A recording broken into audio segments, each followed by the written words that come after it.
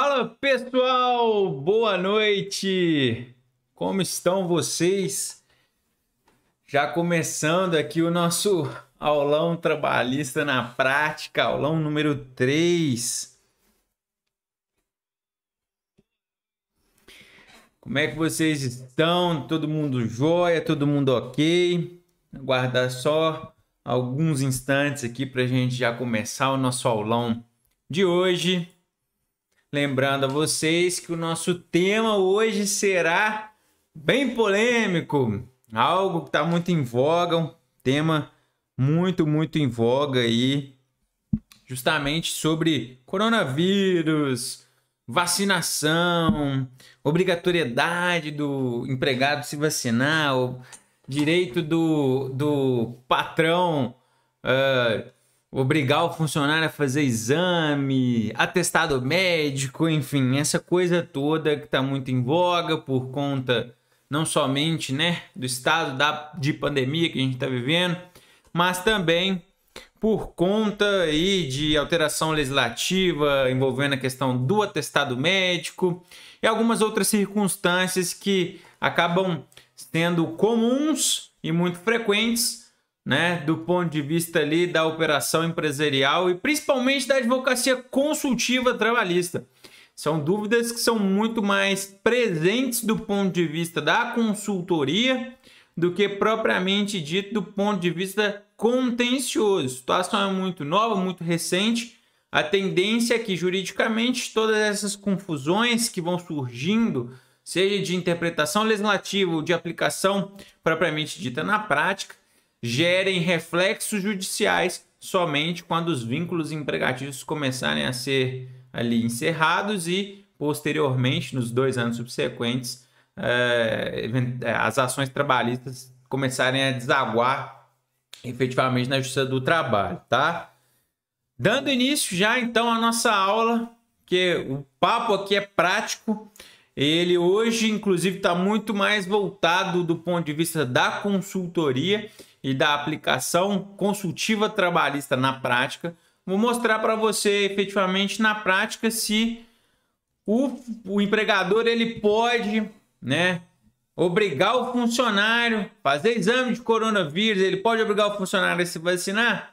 Bom, vamos saber sobre isso na nossa aula, nosso aulão trabalhista de hoje. Então, papel e caneta na mão e vamos começar, tá? Perdão.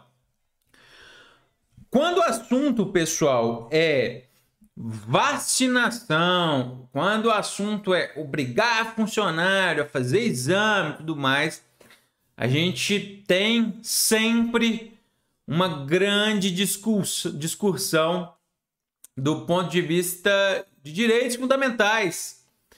Aqui, já começando o nosso tema de hoje, a gente parte de uma discussão interpretativa, uma hermenêutica constitucional sobre interpretação dos direitos fundamentais, a intimidade, a vida, a liberdade individual, crença, enfim, a gente tem um conflito aparente de direitos fundamentais e que precisa ser resolvido na prática para a gente entender como que essa discussão de direitos fundamentais gera um reflexo dentro do contrato de trabalho, naquela relação ali entre empregador e empregado.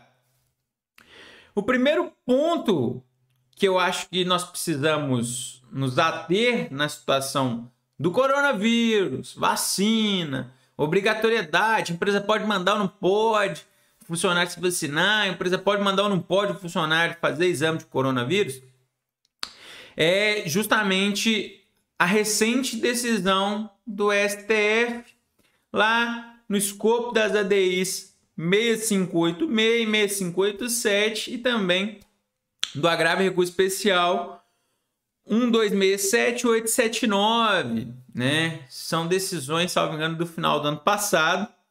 E nesses processos, o STF não falou especificamente sobre relação de trabalho, tá? Relação de emprego, não tem nada a ver com justiça do trabalho isso aqui no primeiro momento. O que nós precisamos observar é que essa decisão, essa racionalidade sobre essa discussão nos autos dessas ADIs e desse agravo de recurso especial, é que tudo o que foi discutido ali vai servir de base para a gente transportar a interpretação jurídica aqui para o ponto de vista da relação de trabalho, da relação de emprego.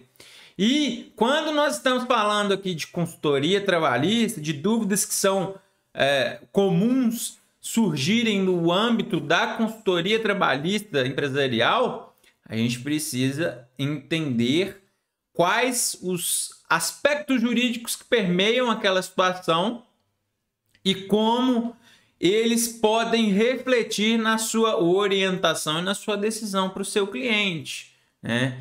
Não basta simplesmente falar pode, não pode e pronto. Não, quando a gente fala de advocacia trabalhista consultiva e que com a pandemia foi algo que praticamente explodiu, né? Nós tivemos aí uma abertura gigantesca de oportunidades do ponto de vista trabalhista e empresarial quando o assunto é consultoria, já que nenhuma empresa, nenhuma legislação trabalhista estava pronta para essa situação sui generis que a gente vive, essa situação excepcional da pandemia.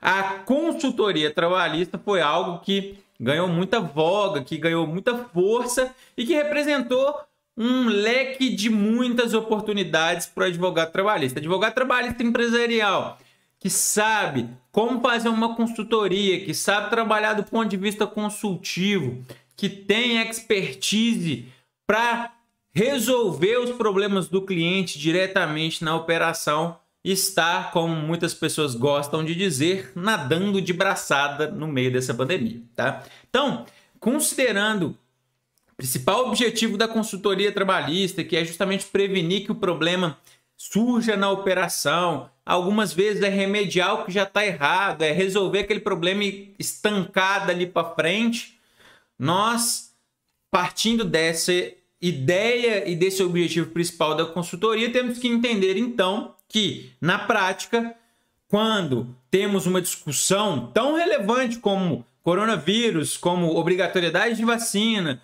como deveres do empregador, principalmente aqueles que estão funcionando, que estão operando, e muitos outros que querem voltar a operar nas cidades onde há suspensão dos serviços essenciais, dos serviços não essenciais, a gente precisa entender tudo que está por trás disso e todas as obrigações, todos os direitos e deveres que ambas as partes têm nessa relação contratual para direcionar devidamente a ação do meu cliente trabalhista empresarial.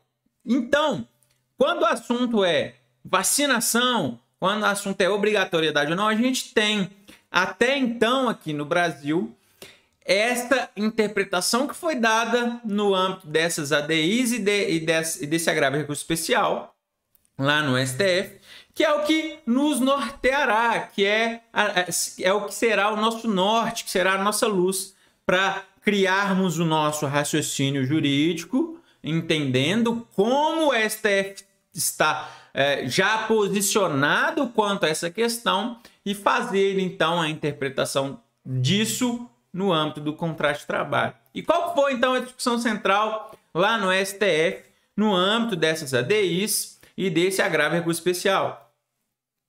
A discussão central era se o Estado poderia determinar que a vacinação da população fosse obrigatória, inclusive contra, né, o Covid-19, e também nas situações onde, por convicções filosóficas, religiosas, entendimentos pessoais, os pais, por exemplo, não quisessem vacinar os seus filhos. Esses foram os temas de fundo, né, da discussão que foi travada lá no STF no âmbito desse processo, e a partir dele, do entendimento, né, dos entendimentos, né, das discussões que foram travadas nesse processo, que nós vamos partir, então, para entender como que a jurisprudência já sinalizou e, através do exercício de interpretação legislativa, do exercício de interpretação principiológica, nós vamos então formar aqui qual o melhor entendimento sobre essa situação na prática.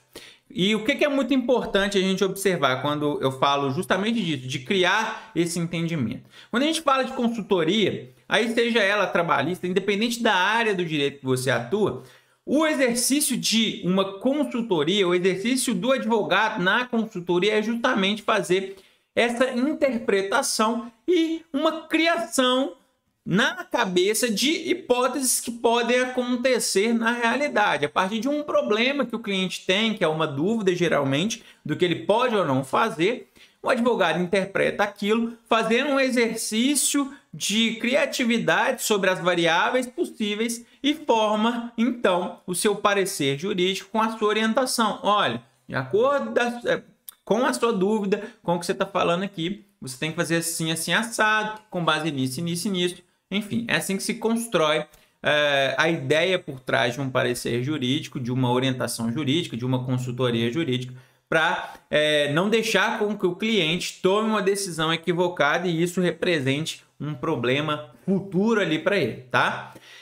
No caso aqui da vacinação do coronavírus, obrigatoriedade de se fazer ou não o exame e tudo mais, a gente parte justamente dessa discussão entre direito à intimidade, direito à vida, à privacidade, liberdade individual, crença filosófica, contra, em face de, o direito à saúde coletiva, né? E o que foi que o STF disse, então, quando nós temos essa colisão de direitos fundamentais? Em resumo, o STF decidiu que obrigar o Estado a definir que é obrigatória a vacinação das pessoas, principalmente numa situação de pandemia como a que nós vivemos, por conta da natureza comunitária da doença, do estado de calamidade de saúde pública e tudo mais, essa obrigatoriedade ela é legítima, né? Ainda que a pessoa fale que ela tem crenças, que ela tem entendimentos filosóficos, que ela tem opiniões pessoais, no caso em específico da pandemia e de doenças infecto-contagiosas, como a atuação estatal ela versa justamente no sentido de proteger toda a sociedade, realmente, nesse caso, a validade, a constitucionalidade, ou seja, é possível juridicamente que o Estado venha e fale: você, particular, está obrigado a tomar vacina. Você, particular, está obrigado a seguir o calendário de vacinação nacional. Enfim, na interpretação constitucional que o STF fez sobre esses direitos fundamentais, né, sobre essa discussão que eu estou resumindo bem resumidamente aqui para você, ficou definido que o direito individual à intimidade, convicção ideológica, religiosa, filosófica e tudo mais, não pode esses direitos individuais não podem se sobrepor ao direito coletivo à saúde, né? Quando a gente parte para uma análise do estado de calamidade que é vivido atualmente por conta da pandemia, por conta da natureza da doença, por conta do Covid e todos os reflexos mundiais que já foram presenciados e muitos outros que a gente ainda vê e se surpreende a cada dia, realmente há um raciocínio lógico por trás justamente dessa validação da obrigatoriedade da vacina, que foi a conclusão que o STF decidiu lá. Salvo engano, a decisão, o que foi definido aí nesses casos, ficou 10-1 no placar de votação dos ministros. Então, assim, sem discussão política, filosófica, ideológica, religiosa, aqui o que a gente faz é analisar juridicamente o que foi levantado lá. Qual que é o papel do advogado quando nós estamos falando aqui de consultoria? O papel do advogado é ser os olhos do cliente, é ser a visão justamente dos reflexos jurídicos e dos impactos econômicos que aquele cliente sofrerá se ele decidir tomar uma decisão com base em A e não com base em B, né?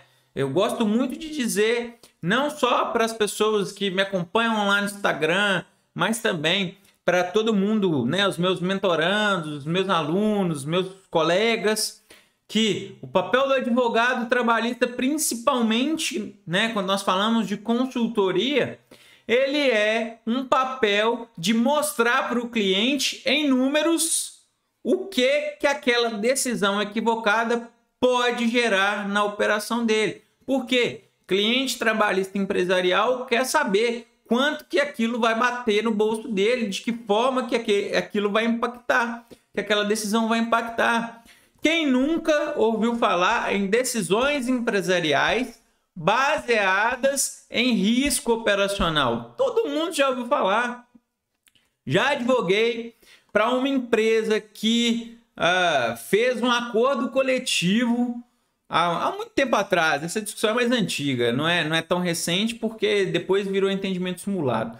Mas a época, principalmente do boom industrial, era uma empresa montadora, para eles era muito mais significativo do ponto de vista econômico fazer um acordo coletivo com o sindicato para reduzir o intervalo intra-jornada para 30 minutos, porque aqueles 30 minutos que o cara estava trabalhando gerava financeiramente para a empresa um retorno muito maior do que o impacto trabalhista que aquilo ia gerar na operação do cliente.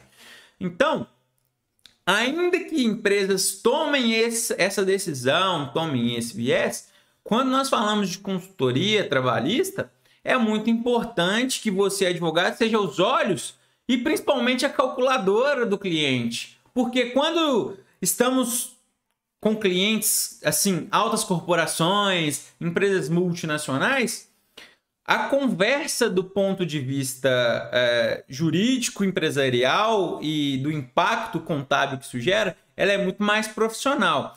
Então, as decisões do ponto de vista da gestão empresarial, da governança corporativa e tudo mais, elas acabam sendo mais direcionadas e elas têm um caminho muito mais claro. Agora, imagine você, uma empresa de 20 funcionários que atua aí na região do seu bairro ou então da sua cidade. Às vezes, e muitas das vezes, essas empresas não têm uma organização tão grande, são empresas familiares, o sócio toma as decisões porque ele acha que tem que ser assim, e muitas das vezes ele não consegue enxergar os impactos econômicos dessa situação.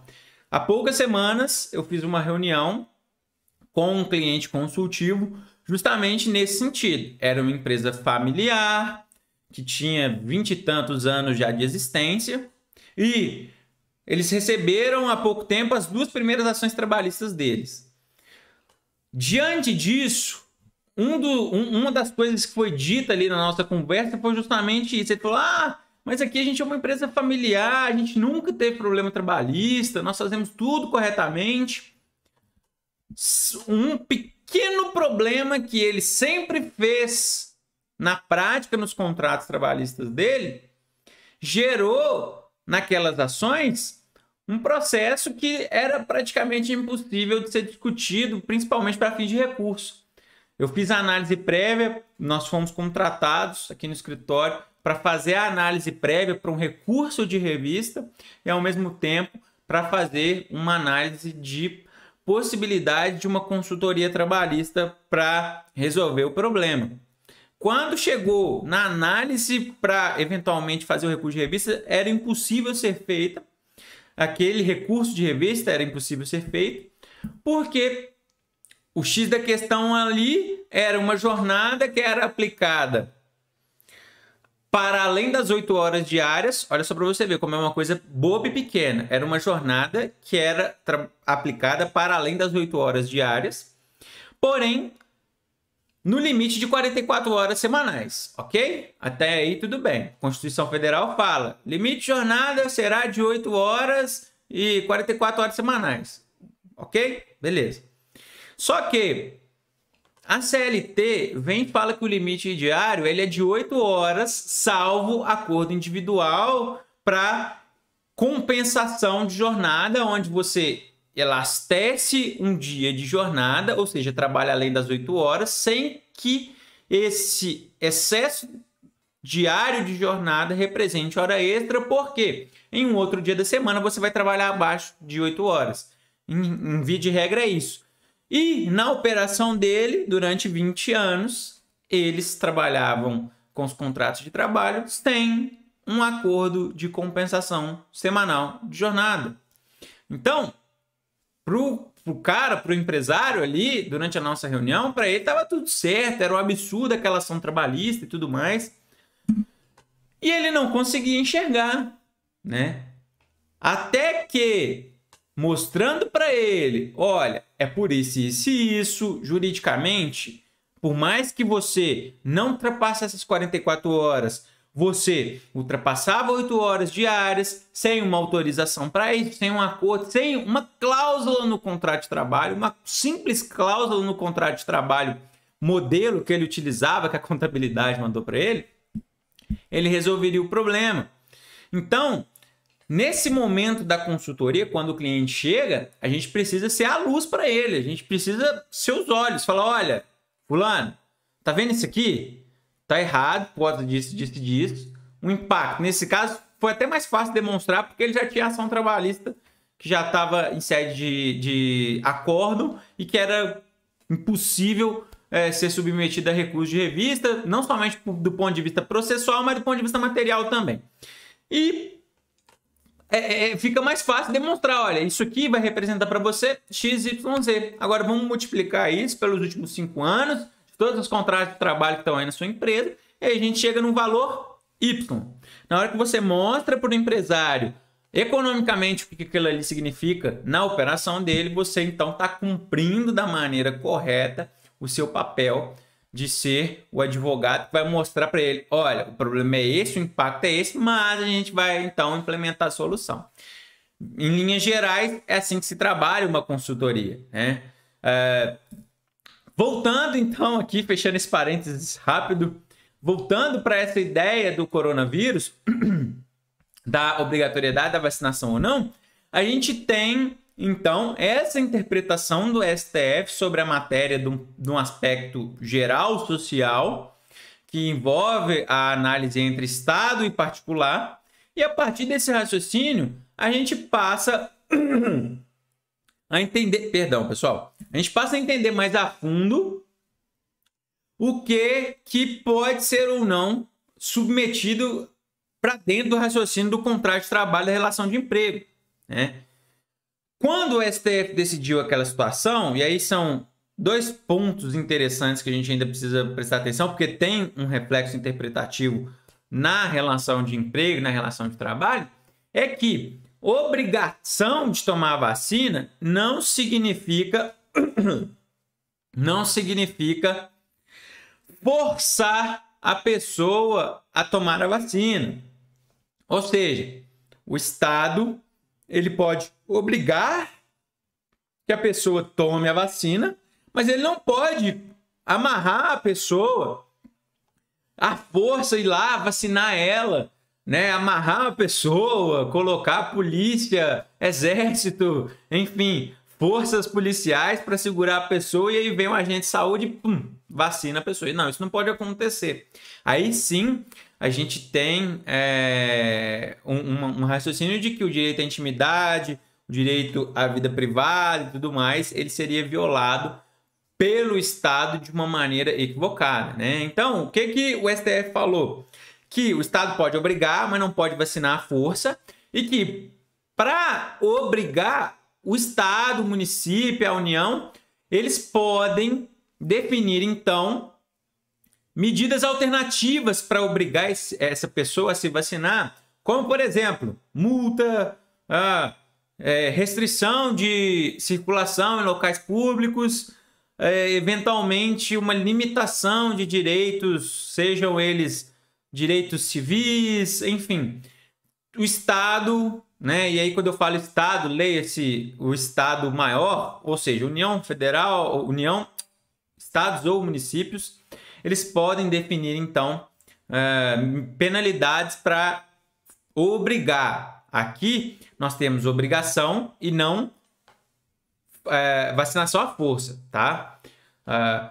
Seria como, e eu gosto de dizer para as pessoas, quando a gente conversa sobre esse assunto da vacinação, da decisão do STF, que é bem semelhante à situação do cinto, né? Mesmo que eu não queira usar o cinto, o Estado vem e me obriga a usar o cinto. Ele vem e me protege, mesmo que eu não queira ser protegido. Tem uma obrigatoriedade. E se eu não usar, eu tenho as penalidades, que são multa, enfim. Tudo o que acontece quando você não utiliza o cinto. É um raciocínio mais elucidativo, porque guardado as devidas proporções entre as situações, né? Pois bem, construído esse entendimento sobre pode obrigar a vacinar por conta do direito à saúde coletiva, né? Numa hermenêutica constitucional, direito à saúde coletiva se sobrepõe aos direitos individuais, à intimidade, à crença religiosa e tudo mais. Diante de tudo isso, sendo obrigatória, mas não forçadamente, como o empregador vai atuar do ponto de vista dos contratos de trabalho dos seus colaboradores? Ele pode forçar, ele pode obrigar ali o seu funcionário a se vacinar contra o coronavírus e também a ser testado contra a Covid, né, para acusar se está ou não com a Covid? Bom, agora nós partimos do entendimento maior da construção jurisprudencial que nós temos como guia e vamos esmiuçar e dissecar essa interpretação do ponto de vista da relação empregado-empregador, da relação do contrato de trabalho, tá? Isso aqui, inclusive, para você que está acompanhando a aula, eu ia utilizar uma expressão aqui, mas é um material muito FODA fera para você usar aí na sua consultoria, quando algum cliente te perguntar sobre vacinação, obrigatoriedade aí na empresa dele e tudo mais. Então não deixe de anotar não, tá? Vamos lá. Na relação empregatícia, quando a gente passa a entender que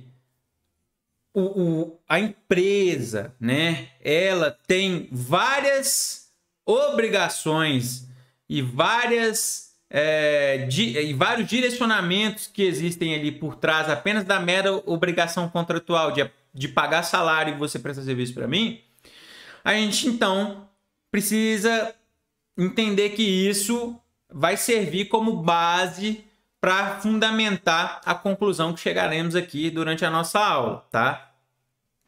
Na relação empregatícia, nós precisamos interpretar qual é a extensão do poder diretivo do empregador, do poder de conduzir a prestação contratual e, inclusive, também do poder punitivo, né? No sentido de se aplicar ou não uma penalidade para o seu funcionário. E qual que é o papel também da empresa como responsável por um ambiente seguro no local de trabalho, né? O nosso raciocínio, quando ele começa a ser aprofundado para uma interpretação dentro da relação de emprego, nós precisamos partir desse pontapé, né? A construção específica da relação de emprego, ela parte daí. E quando nós falamos de obrigatoriedade ou não de vacina, de obrigatoriedade ou não de exame, de teste, a gente precisa entender que a empresa tem, dentre as suas obrigações, sejam elas do ponto de vista objetivo, especificamente do contrato de trabalho, mas também outras obrigações do ponto de vista macro para com a sociedade, ela tem dentre tantas obrigações que ela assume quando decide, né, quando um empresário decide abrir uma empresa, ele tem, uma delas é a função social da empresa. E, juridicamente falando, existem várias variáveis e definições na legislação infraconstitucional, na legislação constitucional, que nos demonstram vários caminhos que apontam a função social da empresa. A função social da empresa é um conceito muito amplo, porque ele vai envolver ali o princípio da solidariedade, da justiça social, da livre iniciativa, da busca pelo pleno emprego, redução das desigualdades sociais, valor social do trabalho, dignidade da pessoa humana, observância dos valores ambientais, enfim. É um conceito amplo, mas que, do ponto de vista da situação em que vivemos, da pandemia e tudo mais, existe sim uma função social da empresa no combate também à pandemia, no combate ao coronavírus, à disseminação da doença. Quando a gente, por exemplo, tem uma empresa que é autorizada a funcionar com restrição de atividades, etc., ela precisa cumprir a sua função social de assegurar um ambiente que não seja, por exemplo, um foco de transmissão de coronavírus. Veja, aquele estabelecimento comercial tinha autorização para funcionar, só que, diante de toda a situação de saúde pública que nós vivemos, não basta simplesmente funcionar, tem que funcionar e tem que funcionar dentro da realidade.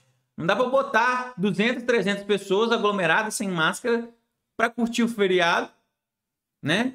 Com várias orientações sanitárias, imposições do próprio poder municipal e estadual, no sentido de que não se pode aglomerar sem os devidos cuidados.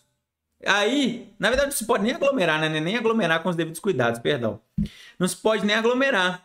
Então, há nesse exemplo uma falta de função social da empresa, né? E quando nós interpretamos que a empresa tem essa função social, essa obrigação para com a sociedade de não ser um ambiente que transmita risco para as pessoas, a gente começa a entender que na relação de emprego, a empresa, em todas as medidas que ela tomará, principalmente de enfrentamento à pandemia, ao coronavírus, seja para a sua operação funcionar, seja observando as restrições e imposições dos órgãos competentes, ela então estará ali cumprindo com a sua função social, né? Além disso, além da função social, é algo extremamente intrínseco às relações de emprego o dever do empregador de garantir um ambiente seguro. Isso está lá na Constituição, está lá no artigo 7º, né? Inciso 22. É dever da empresa garantir um ambiente seguro. Aí você imagina, tudo bem, é dever da empresa, né, produzir um ambiente seguro. Como é que ela vai fazer para obrigar o funcionário a tomar vacina e tudo mais? Vamos chegar lá. Mas aqui, quando nós passamos a analisar principiologicamente essa questão, nós já começamos a enxergar uma luz no fim do túnel, no sentido de que há uma possibilidade, sim, né? A gente tem uma construção maior, mais ampla do STF, que nos permite, a partir do momento em que começamos a afunilar a análise, direcionando para a relação de emprego, a relação de trabalho, vários outros elementos que fortalecem essa ideia maior, né? Um deles é o dever do empregador de garantir um ambiente seguro. Além disso, gente, tá até aqui, até coloquei para vocês aqui, são direitos dos trabalhadores urbanos e rurais, além de outros que visem a melhoria da sua condição social. Inciso 22. Redução dos riscos inerentes ao trabalho por meio de normas de saúde, higiene e segurança. Então, se constitucionalmente é um dever da empresa, né, de efetivamente garantir um ambiente seguro, quando nós falamos de uma doença infecto-contagiosa, como é o coronavírus, com uma proporção pandêmica, com um alto índice de contaminação, transmissibilidade e tudo mais que vocês estão cansados de verem, ouvirem, lerem, nós precisamos, então, avaliar que qualquer conduta da empresa precisa ser direcionada no intuito de reduzir os riscos inerentes ao trabalho. Se eu tenho um hospital, se a empresa cliente do meu escritório ela é uma administradora de hospitais e tem funcionários que trabalham lá no hospital, na linha de frente, uma das medidas de redução de risco é a vacinação, né? Então, a gente já começa a ver, com essa interpretação principiológica, que há um pano de fundo e um fundamento jurídico para validar uma obrigatoriedade de vacinação por parte da empresa para com o seu funcionário. Mas vamos lá, nós chegaremos lá ainda. Além de todas essas questões principiológicas, constitucionais que nós falamos, não se pode esquecer ainda de eventuais riscos penais. Perdão, a empresa, a partir do momento em que ela descumpre uma norma sanitária, que ela descumpre uma ordem do poder público, principalmente que foi direcionada no objetivo de controlar e evitar a disseminação do coronavírus, ela pode sim ser enquadrada ali no 268 do Código Penal, ela pode sofrer sanções penais, enfim, ela pode cometer um crime. Não é a minha área de atuação, a área penal, mas o que nós sabemos é que os reflexos eles não são somente do ponto de vista da relação contrato de trabalho. Não há reflexo somente entre empregado e empregador.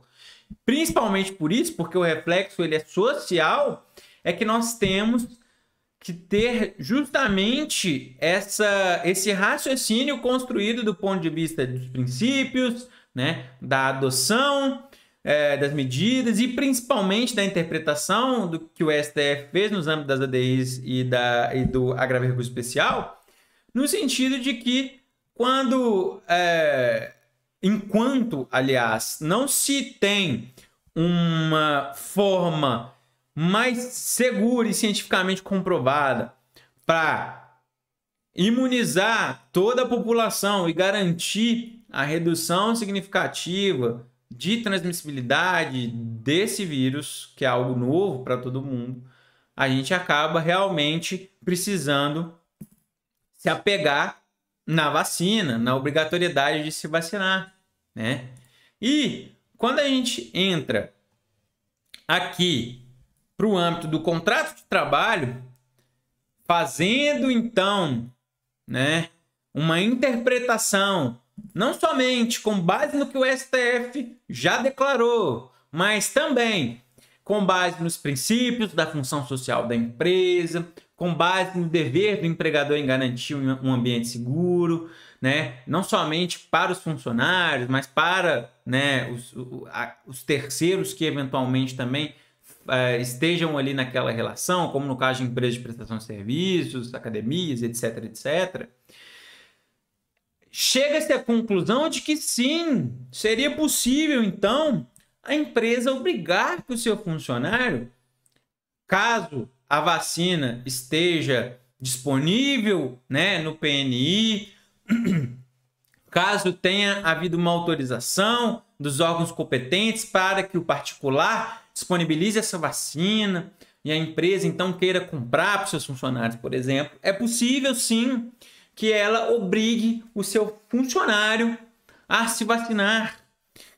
E aqui a gente precisa analisar justamente no sentido de que, considerando principalmente o dever da empresa em garantir um ambiente seguro e saudável, como também o seu poder diretivo e disciplinar, que em caso de recusa injustificada do funcionário, é possível sim aplicar sanções disciplinares para obrigar o funcionário a se vacinar. E por que a gente chega nessa conclusão? Bom, o STF falou que estados, municípios e União podem estipular penalidades para obrigar que o particular se vacine. O raciocínio é o mesmo. Aqui, a empresa ela não pode amarrar o seu funcionário e mandar a enfermeira ir lá e aplicar a vacina à força. Jamais, isso não pode acontecer. Só que, para obrigar o funcionário a se vacinar, a empresa pode se valer do poder diretivo. Ela pode, então, começar aplicar penalidades para esse funcionário que se nega a ser imunizado. Isso, gente, eu estou falando aqui, ó, dia 6 de abril de 2021. Até então, até hoje, na data de hoje, a interpretação que nós temos do ponto de vista jurídico nos leva a essa conclusão. Pode ser que daqui 2 anos, 3 anos, quando a jurisprudência começar a analisar essa situação, os casos começarem a chegar lá no TST e etc., a gente tenha um entendimento diverso? Pode. Mas, em princípio, eu acho que isso vai ser difícil, porque a interpretação aqui ela é muito bem construída nessa linha de raciocínio.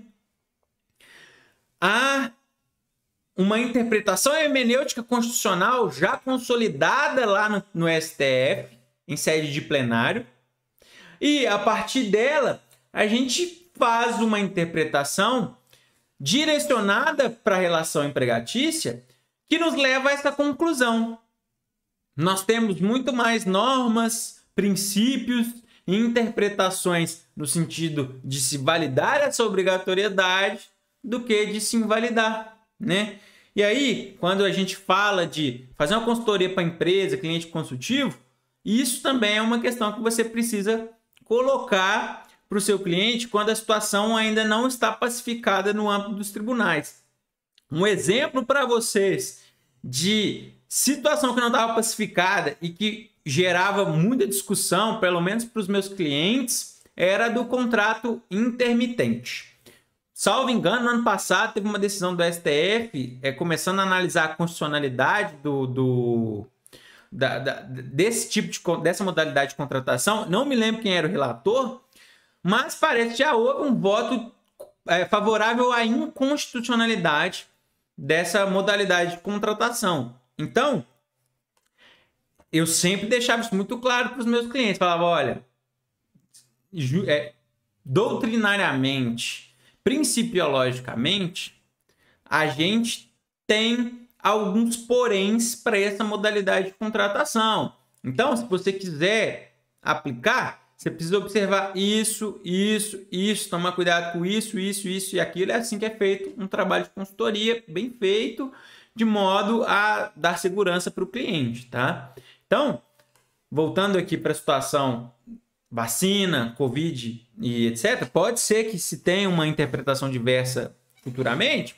Pode, né? Eu brinco que a gente, advogado que garante resultado, que garante interpretação legal para cliente, corre desse cara, corre desse advogado. Tá vendendo resultado. Nós, advogados, trabalhamos apenas com o meio. Nosso contrato é de meio. A gente assegura todas as ferramentas para se atingir o fim daquele contrato, que aí vai ser a consultoria, a segurança, etc. Mas a gente não pode, em nenhum momento, vender resultado, principalmente do ponto de vista contencioso. O advogado que fala para o cliente a famosa frase causa ganha, sai fora desse advogado, sai fora. Procura outro, tá? Tá te vendendo sonho, tá te vendendo ilusão e, sinceramente, além de antiético, temos esse grande problema. Quem vai julgar não vai ser o advogado que tá te falando que a causa ganha, tá? Voltando.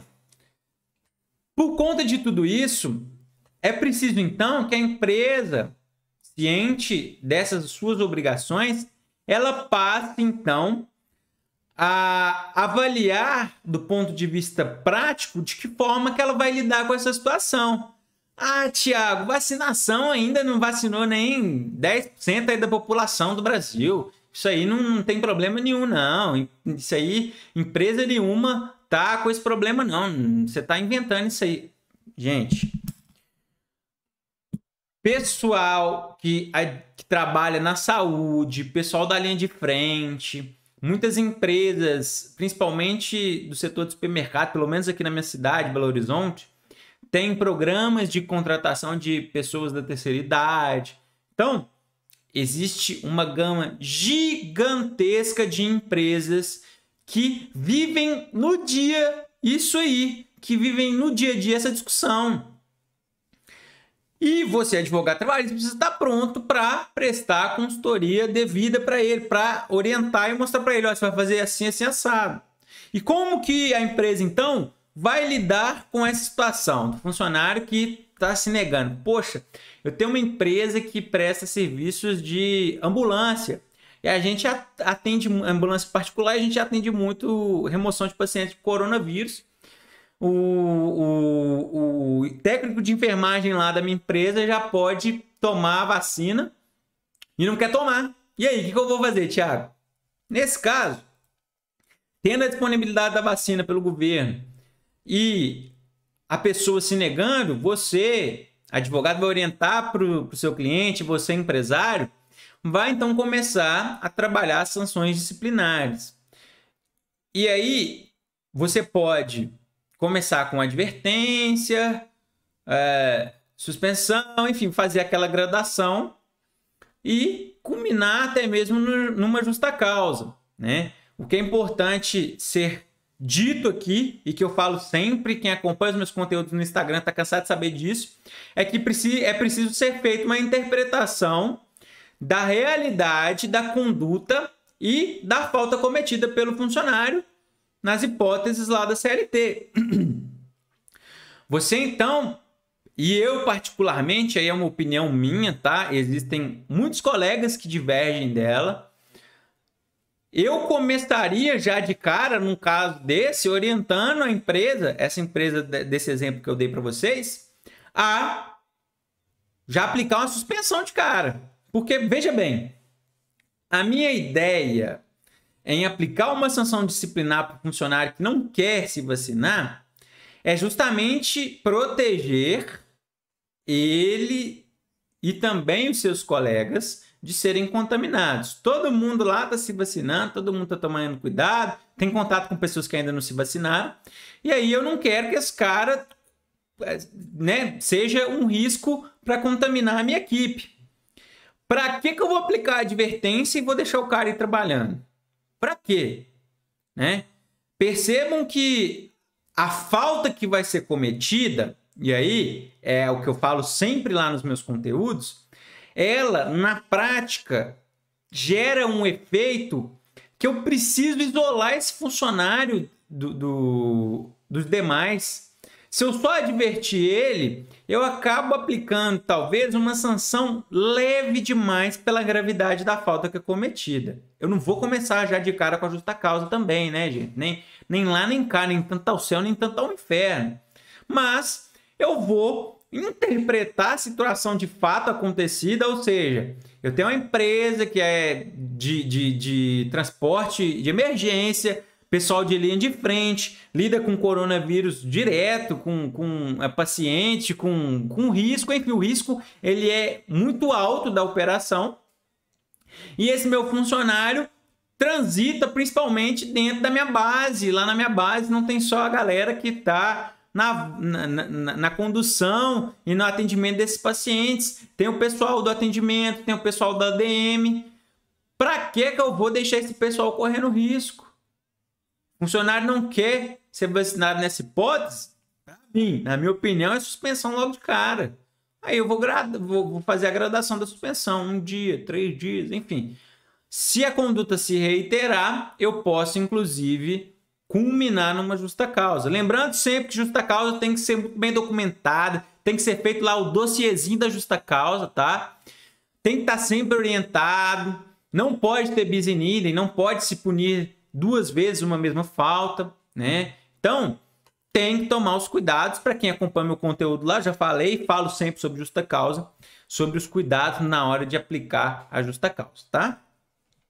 Mas é isso. Eu posso, como empregador, utilizar do meu poder disciplinar para obrigar esse funcionário a se vacinar, principalmente para garantir a segurança de todos os meus outros funcionários e também de terceiros com os quais as pessoas da minha empresa, da minha operação tenham contato, né? Beleza, Thiago. Posso advertir, eu, Thiago, entendo que já é bom começar com a suspensão, mas eu posso advertir, posso aplicar sanções disciplinares que podem culminar numa justa causa, beleza? Beleza. Mas existe alguma justificativa plausível desse meu colaborador que pode me isentar dessa obrigação, que pode deixar esse funcionário efetivamente a se recusar a tomar vacina? Eu entendo que sim, existem justificativas. Mas quando a gente passa pela interpretação que foi feita toda aqui na aula, principalmente na questão lá da decisão do STF, motivos de crenças religiosas, de crenças filosóficas, de opiniões pessoais, eles não são substancialmente válidos para mim. Porque se naquela hipótese do STF isso não validava a recusa, não seria aqui no contrato de trabalho que se validaria, tá? Eu, particularmente, Thiago, vislumbro que somente numa hipótese e as suas consequências, né? Nessa hipótese e nas variáveis surgidas dela, é que pode existir a recusa justificada do funcionário e aí a empresa não pode exigir que ele se vacine, não pode adverti-lo se por um acaso ele pegar coronavírus e a relação contratual dele não vai sofrer nenhuma interferência e impacto dessa discussão que nós estamos aqui no nosso aulão, que é a dos casos médicos comprovados. Existem pessoas que possuem doenças autoimunes que não podem serem vacinadas. Existem pessoas que estão em tratamento de câncer, leucemia, enfim. Aí, essa justificativa médica ela tem que ser dada pelo profissional habilitado para tanto, sob pena de que, se a empresa desconsiderar essa orientação, né, penalizar o funcionário e até aplicar uma justa causa, ela vai estar fazendo isso da maneira super equivocada, o que demonstra que ela também pode ter tido uma péssima orientação jurídica ou nenhuma orientação jurídica. Então, nessas hipóteses, sim, é possível que o funcionário, com uma justificativa de risco à sua saúde, de tratamentos que ele está fazendo, de reação alérgica grave, tudo devidamente comprovado, aí ele pode sim se recusar e a empresa não pode obrigar ele a se vacinar, tá? Quando nós falamos dessa questão, né, de coronavírus, de obrigar o funcionário ou não a tomar vacina, entra-se ainda uma última discussão, que é a da testagem. A empresa pode testar o seu colaborador, pode obrigar ele a fazer teste, pode fazer testagem em massa, essa coisa toda aí. Bom, vamos lá, pessoal. Quando nós falamos em teste de coronavírus, a gente tem uma situação semelhante àquelas condições que são atestadas no exame admissional, por exemplo, ou no exame periódico. Todo mundo sabe que é dever da empresa zelar pela saúde do seu funcionário, do seu colaborador e etc. E para isso elas utilizam do que nós chamamos do atestado de saúde ocupacional, que é também inclusive uma imposição legal. E aí nós já temos uma autorização legislativa que não representa uma invasão ao direito à intimidade do colaborador. Aqui nós não estamos falando de exigir exame toxicológico. Não, isso aí é uma discussão para uma outra conversa nossa, que nós teremos aí conteúdo para outras aulas, tá? O que eu estou falando aqui são os exames normais. Às vezes não, né? Todo mundo que trabalha numa empresa passa ou deveria passar por exames admissionais, exames periódicos, audiometria, exame de postura, enfim, são vários exames para atestar a saúde daquele colaborador para que ele trabalhe para a empresa, para verificar, tá tudo ok, fulano tá jóia, tá bacana, pode continuar trabalhando, não tem nenhum problema.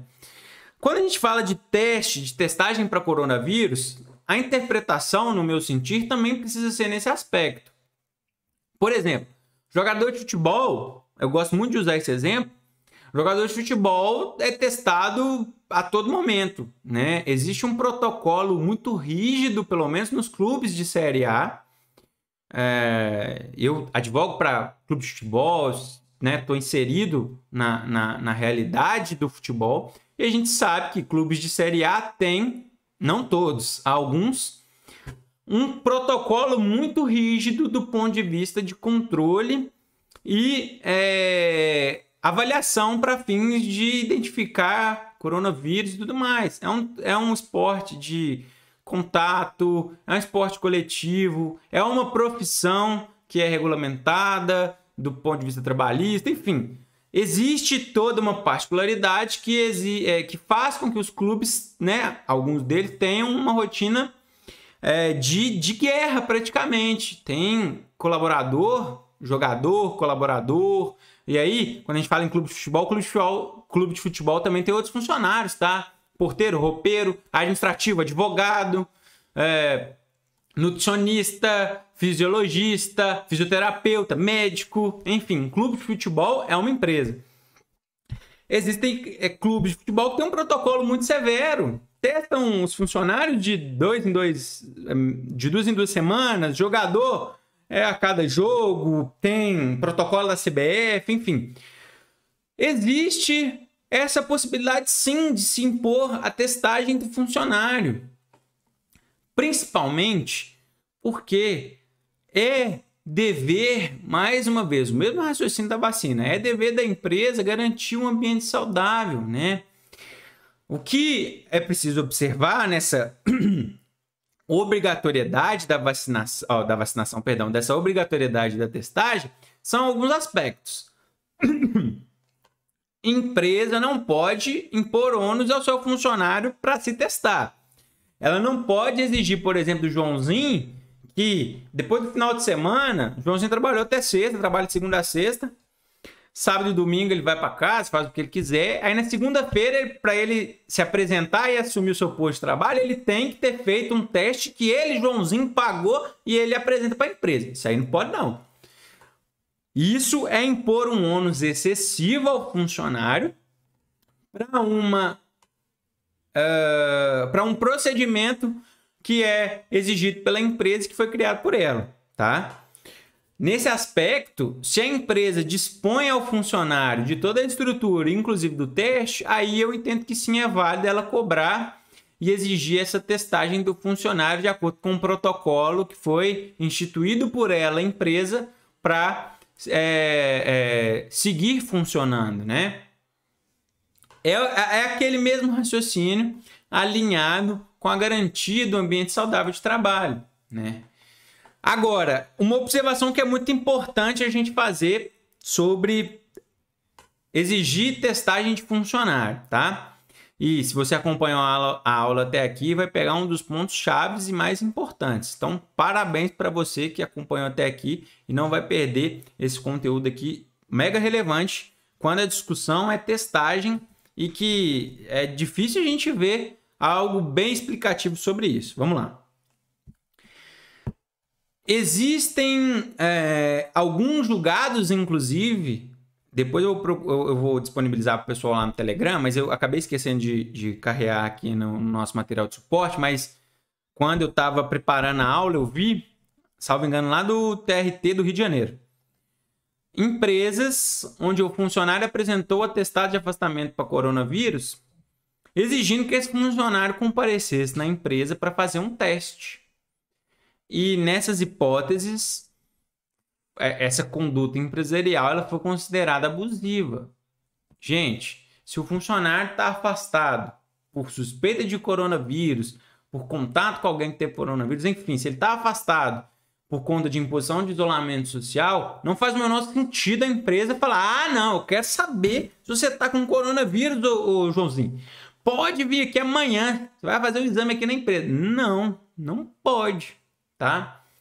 Principalmente também porque esses testes, esses exames, têm ainda um índice de apuração não tão satisfatório. Então, existem N relatos de casos de falsos negativos e por conta de que estaria a empresa expondo o funcionário e outras pessoas ao risco de terem contato com alguém que teve uma orientação de não sair do isolamento, de não ter contato, ou enfim, de ficar afastado. Nessa situação, a empresa então não pode impor o funcionário para, por exemplo, comparecer lá na empresa e só validar aquele atestado de afastamento com um resultado de exame de coronavírus correlato. Não pode. Isso, ao meu ver, é ilegal. E aí, a gente tem uma recente alteração legislativa promovida pela Lei 14.128/2021, que, salvo engano, disciplinou o auxílio emergencial. Não tenho certeza, gente. Então, se eu estiver falando alguma besteira em relação a essa disciplina dessa lei, você me perdoa. Mas eu sei que ela alterou algumas coisas lá da Lei 605/49 também.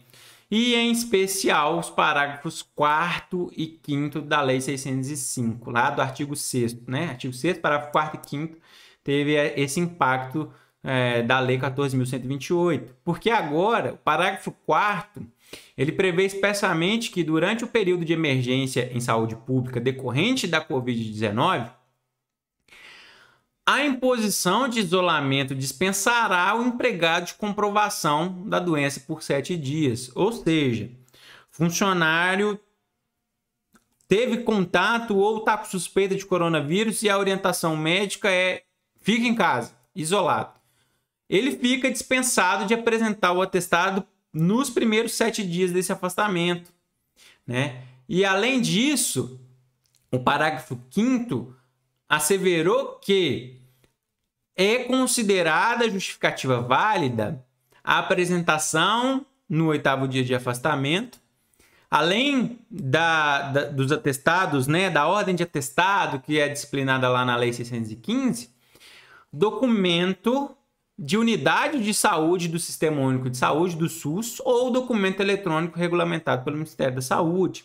Nesse aspecto, então, houve uma alteração legislativa que autoriza o funcionário, inclusive, a apresentar o atestado do posto de saúde, que fala que ele tinha que manter isolamento social. Aí, ele pode deixar para apresentar esse atestado lá no 8º dia. Os 7 primeiros dias desse afastamento, eles são presumíveis, né? Há uma presunção de que o funcionário não precisa apresentar esse documento lá. Sendo que, a partir do 8º, ele tem que apresentar, então, esse documento, e não necessariamente precisa ser do médico do trabalho, do médico da empresa, do médico do sindicato do comércio, aquela confusaiada toda lá da ordem de atestados da Lei 605, tá? Obviamente que essa presunção e essa possibilidade de afastamento por 7 dias, ela pode gerar outros reflexos.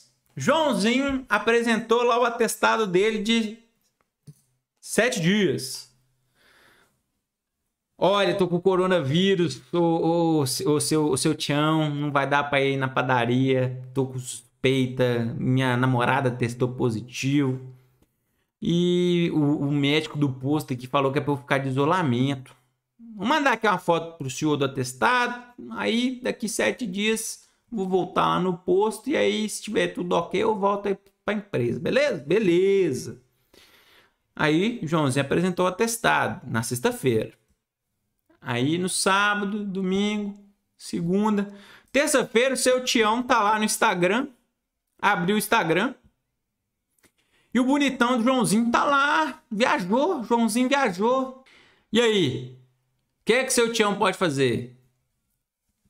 Eu, Thiago, particularmente entendo que é possível sim se avaliar uma invalidade desse...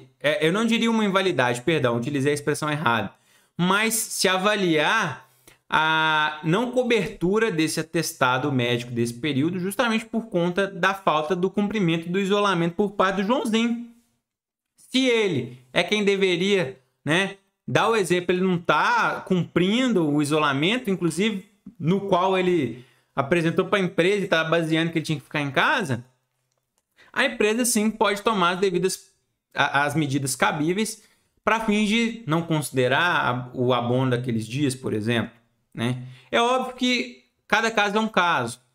Aí é muito importante que a empresa identifique, documente toda essa situação e avalie junto do jurídico, principalmente se ela tiver um jurídico interno, se o seu escritório prestar serviço para uma empresa assim, por exemplo, para se avaliar efetivamente essa condição e se definir a aplicação da sanção disciplinar de uma maneira correta, para não pesar a mão e ter um problema depois, tá? Então, nessa hipótese, é possível se estudar, sim, a validade de uma aplicação de uma sanção disciplinar e a depender da gravidade do caso, até mesmo uma justa causa. Eu vi um julgado há um tempo atrás, e agora me veio aqui na memória, não estava nem preparado para falar sobre ele, mas o caso de uma enfermeira que apresentou atestado de amidalite de afastamento por 14 dias, que ela precisava ficar em casa, e isso foi numa quarta, aí no final de semana ela postou várias fotos em redes sociais, viajando, o atestado falava que ela precisava de repouso completo e ela estava viajando e tudo mais. A empresa foi e aplicou a justa causa, que foi mantida, inclusive, no TST. Depois eu vou procurar esse julgado, vou mandar pro pessoal lá no meu canal do Telegram. Inclusive, se você não está no meu canal do Telegram, tá aí na descrição do vídeo aqui do YouTube. Entra lá no meu canal do Telegram, me segue lá no Instagram, que tem muito conteúdo de qualidade em relação a direito do trabalho, direito material do trabalho, processo do trabalho, sendo que tudo isso eu explico para você como é que funciona na prática, tá? Vamos lá. Por fim, para a gente finalizar o nosso aulão de hoje, esse raciocínio sobre a obrigatoriedade da testagem para validar um afastamento, tá ok, tranquilo. A empresa não pode exigir que o funcionário, que aquele atestado de afastamento seja convalidado por um teste de coronavírus por conta de todas essas questões que a gente já falou, beleza? Beleza. Porém, funcionário apresentou um atestado lá de que tinha que ficar em isolamento por 7 dias. Eu, empresa, abonei os 7 dias perfeitamente. No 8º dia, fulano se apresentou para voltar para o trabalho. Só que eu, empresa, falei, fulano, você vai voltar, mas antes a gente vai fazer um teste de coronavírus. Nessa hipótese, o fulaninho pode se negar a fazer o teste? É válida essa imposição da empresa, dessa condicionante para o retorno ao trabalho depois de um período de afastamento? Por conta, né, de suspeita de coronavírus ou até mesmo de um possível resultado positivo nesse meio tempo aí passado? Eu entendo que sim, que é possível sim. A gente não está validando o afastamento anterior à apresentação de um atestado. A situação é diferente da hipótese de antes.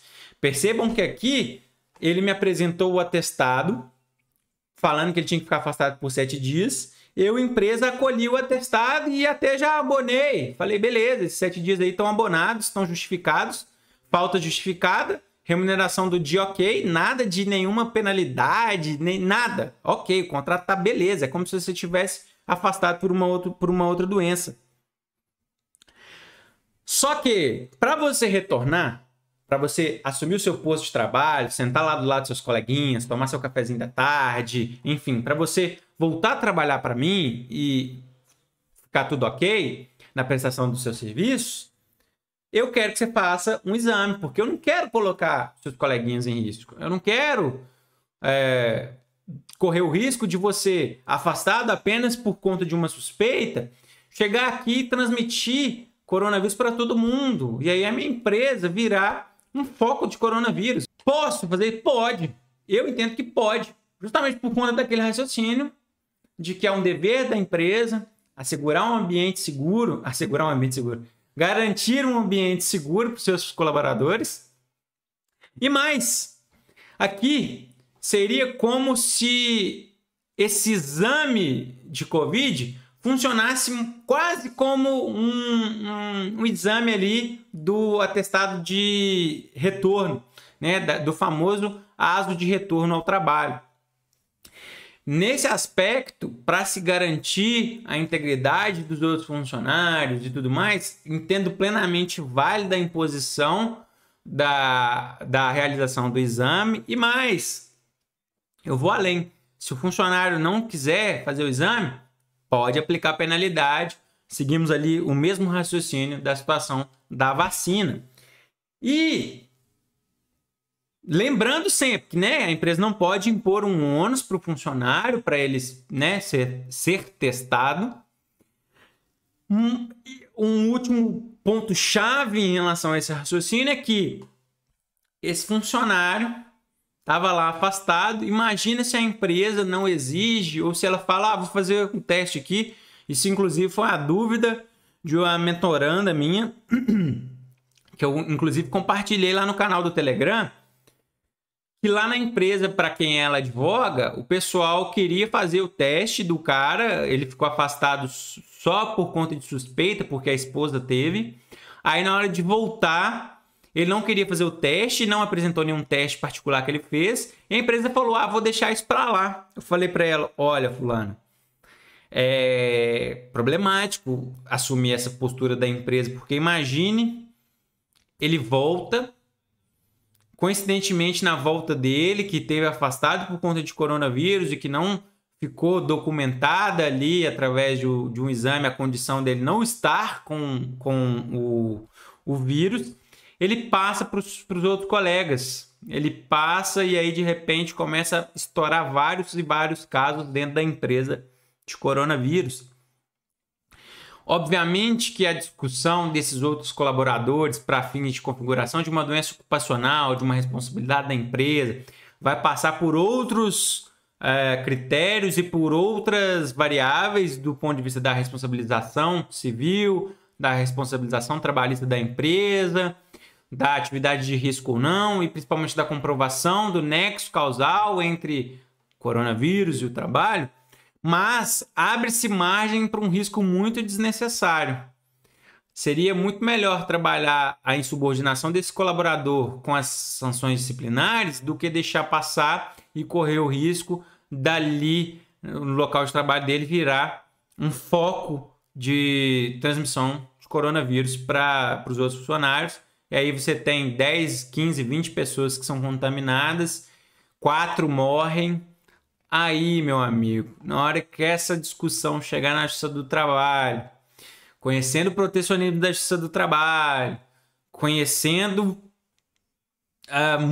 muita criatividade dos advogados trabalhistas para reclamante, muitos advogados trabalhistas reclamante, para essa discussão chegar numa ação trabalhista e a empresa ser condenada ao pagamento de uma indenização por danos morais, de uma indenização por pensão, né, danos materiais consistentes em pensionamento, se essa pessoa tiver filho, tiver dependente, nada custa, nada custa. Então, uma insubordinação de um funcionário pode gerar um passivo trabalhista gigantesco. Quando a gente fala de ações trabalhistas que envolvem indenização por danos morais e materiais de colaborador que morreu, seja em virtude de uma doença ocupacional equiparada a acidente de trabalho ou de um acidente de trabalho, se essa pessoa recebia um salário médio aí de 2, 3 mil reais e ela deixou dependentes, principalmente crianças que ainda são menores de idade,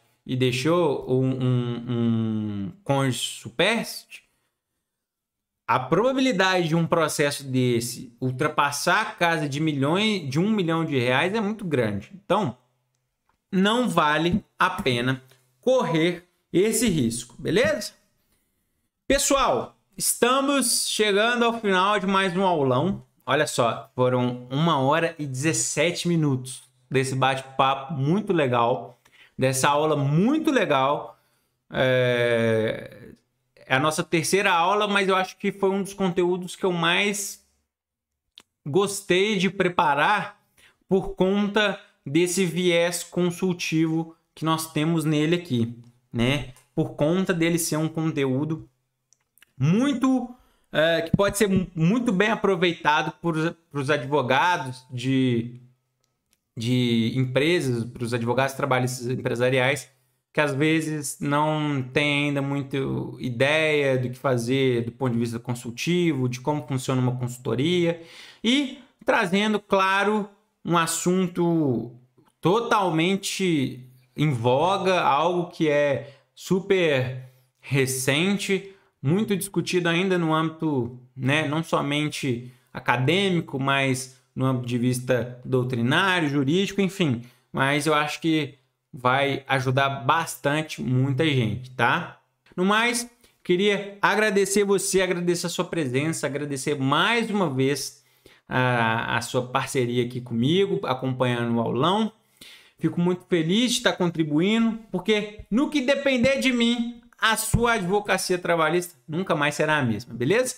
Nos vemos então na semana Expert em Audiência Trabalhista e eu também te espero lá no meu Telegram, lá no meu Instagram. Os links estão aqui embaixo na descrição do vídeo, beleza? Um grande abraço, pessoal. Boa noite. Tamo junto.